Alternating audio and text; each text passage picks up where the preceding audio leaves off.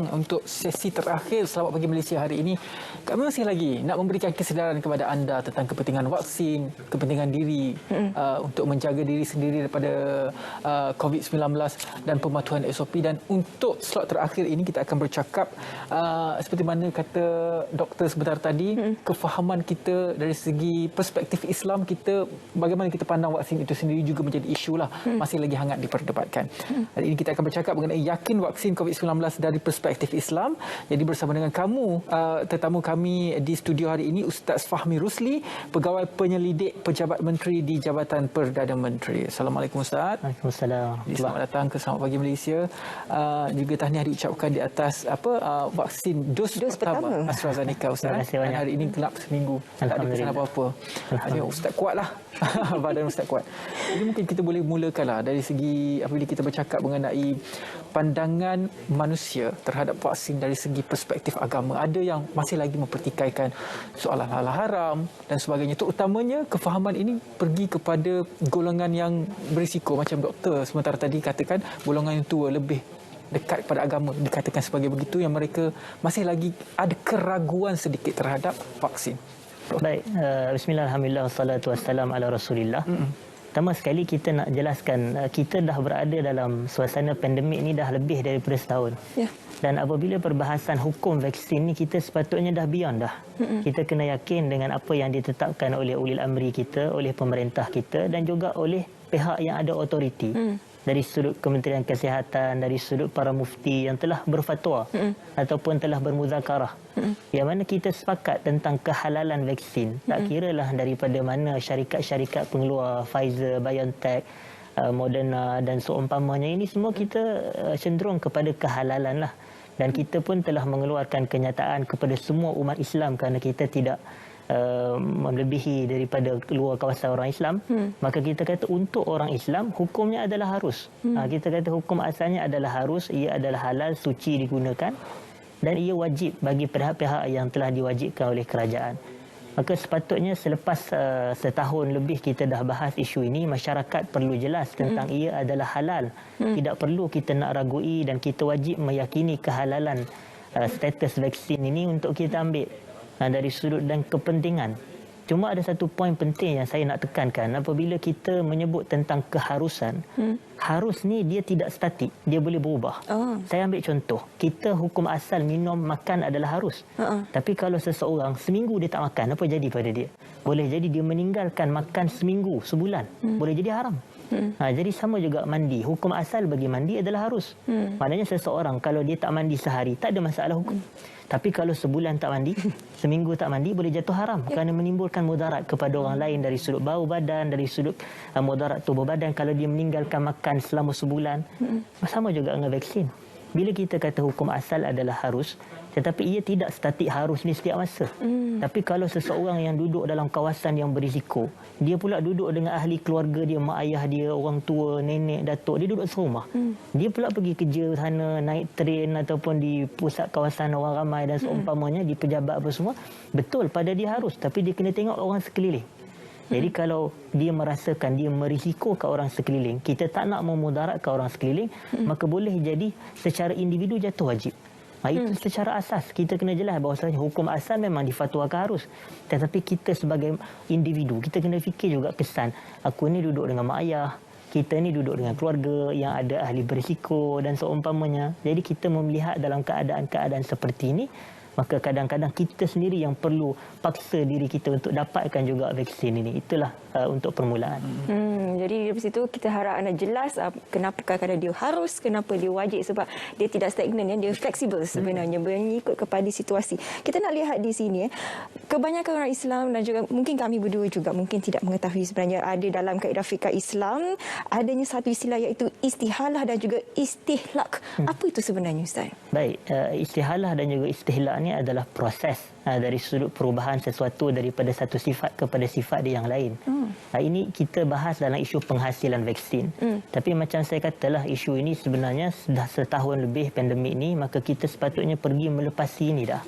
saya dulu pun saya dah ulaskan juga pada bulan Februari dahulu di medium kita yang sama ini, bahawasanya isu istihalah ni membawa kepada akhirnya sepakat para mufti negeri kita ini bahawasanya kehalalan dan keharusan pengambilan vaksin.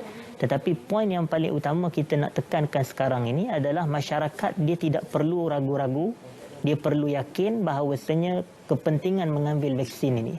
Sebab kita kena sedar kita adalah ahli masyarakat, dan masyarakat kita ini kita tak nak terdedah kepada sebarang bahaya dan mudarat yang boleh membawa kepada kematian. Jadi oleh kerana itu menjadi satu tanggungjawab sosial kita untuk kita ramai-ramai mendaftar dahulu vaksin dan kemudian barulah sekiranya dijadualkan kepada kita ini maka kita mengambil vaksin tersebut. Jadi kita fokus kita sekarang adalah nak bagi masyarakat bukan hukum tu dah clear dah. Halal, harus apa semua kita dah clear. Tetapi dari sudut hukum utamanya adalah untuk kita galakkan ramai masyarakat supaya tinggalkan keraguan dan tinggalkan segala maklumat-maklumat yang kita baca tanpa dikenal pasti kesahihan dalam media sosial. Saya tahu ya di Facebook mungkin kurang sikit, di Twitter, tapi di WhatsApp ni paling banyak. Kita tengok macam-macam. Sumber tu sumber yang tak dikenal pasti. Dahulu kalau saya boleh kongsikan, ada yang kata di negara India tidak ada langsung kes COVID kerana mereka amalkan buah itulah, buah inilah, makanan itulah, makanan ni. Kita tengok apa jadi pada India sekarang. Jadi menunjukkan apa yang kita baca tu tak betul. Menunjukkan lepas tu ada pula yang kata dakwaan daun itulah, daun inilah, mimpi jumpa Nabi. Ini pun kita tak kenal pasti kesahihannya. Jadi tak apa, kita rujuk kepada maklumat yang ditekankan oleh KKM sahaja. Berpada kita dengan itu, dari sudut agama, rujuk kepada jabatan-jabatan agama negeri, mufti-mufti, dan daripada maklumat kesihatan, rujuk kepada pakar-pakar kesihatan. Jadi saya nak sarankan, sepatutnya nak menarik masyarakat ni, sebab kita macam yang disebutkan sebelum ini, masyarakat ni keliru, khususnya generasi tua, sehingga ada sebahagian orang masjid, orang surau tak nak ambil vaksin sebab maklumat yang salah yang disebutkan. Dan mereka ada individu yang mempengaruhi mereka. Jadi kita katakan dalam keadaan seperti ini, ustaz-ustaz ataupun mana-mana tokoh-tokoh agama yang berpengaruh dalam negara ini, patutnya kita dahulukan mereka juga untuk divaksin dan ambil gambar setiap seorang ustaz-ustaz, tokoh-tokoh yang terkenal ni. Maknanya tokoh-tokoh agamawan yang berpengaruh, yang kita kata dai sejuta umat ni. Maknanya di Facebook, Instagram masing-masing semua lebih daripada 1 juta followers, likers. Kita kata ustaz-ustaz ni mereka ke depan dan mereka juga sepatutnya menzahirkan saya telah divaksin. Contoh. Jadi semua fikir, oh ustaz yang kita sayang ni pun dah vaksin, kita pun kena ambil juga. Kalau dah kata susah sangat, macam kita nak sebut satu-satu dah, ustaz-ustaz yang berpengaruh ini patut menunjukkan teladan yang baik kepada semua pengikut-pengikut dan menggalakkan mereka mengambil vaksin. Baik. Kaedah bandwagon.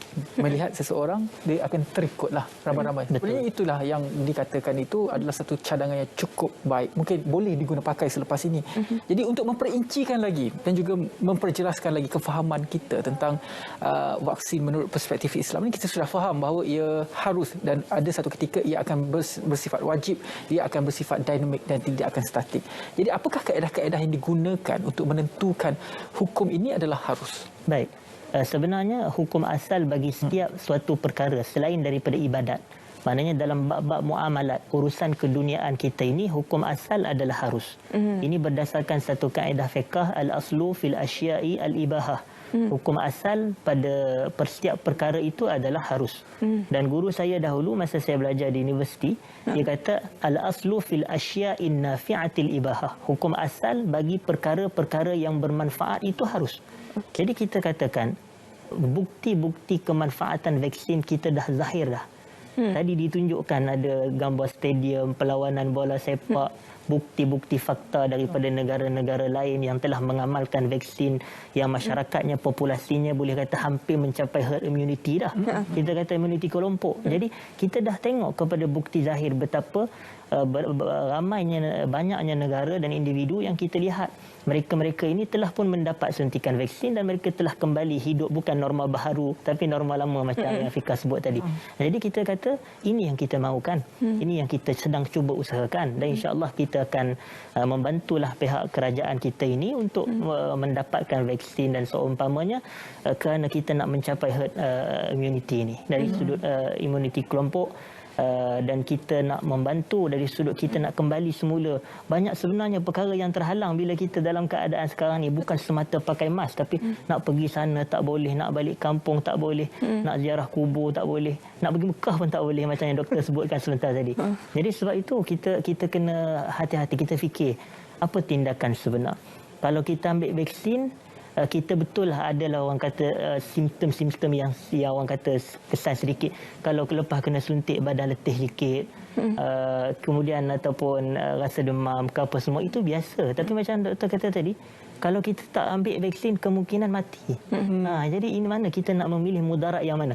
Mudarat yang ringan ke ataupun mudarat yang lebih teruk? Jadi kalaulah kita ni tak ada pilihan, melainkan hanya ada dua mudarat di depan mata kita. Jadi kita memilih mudarat yang ringan untuk menolak mudarat yang buruk. Ini kaedah fiqh juga. Berbalik kepada kita punya tajuk hari ini, yakin vaksin COVID-19 dari perspektif Islam. Satu prinsip ataupun perspektif yang kita nak sentuh hari ini adalah maqasid syariah. Apakah maqasid syariah ini dari sudut dan juga perspektif COVID-19 ini? Baik, maqasid syarak ni dia adalah plural atau kata banyak daripada kalimah al-maqsad. Al-maqsad ni adalah objektif. Apakah sebenarnya matlamat yang syarak nak kepada kita ini?